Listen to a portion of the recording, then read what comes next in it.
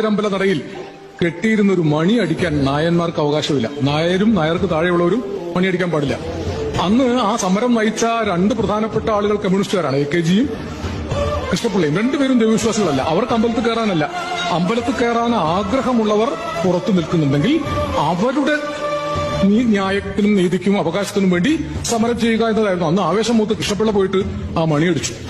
മണിയടിച്ചപ്പോൾ അവിടെ കാവൽ നിന്നിരുന്ന നായന്മാരാണ്. നായന്മാർ മണിയടിക്കുന്നില്ല എന്ന് ഉറപ്പാക്കാൻ വേണ്ടി നായന്മാർ തന്നെ കാവലിടുകയാണ്. അതാണ് ആത്മാവിന്റെ അടിമത്തം എന്ന് പറഞ്ഞത്. എന്നിട്ട് അടിച്ച ഈ കൃഷ്ണപിള്ളയെ പുറത്തടിച്ചു വീഴ്ത്തി വൈക്കോല് തല്ലുന്നതുപോലെ തല്ലി. അന്ന് കൃഷ്ണപിള്ള പറയാനിടവന്ന ഒരു അൺപാർലമെന്ററി ആയ ഒരു പ്രയോഗമുണ്ട്. ഉശിരുള്ള നായര് മണിയടിക്കും, ഏലനക്കി നായർ അവന്റെ പുറത്തടിക്കും.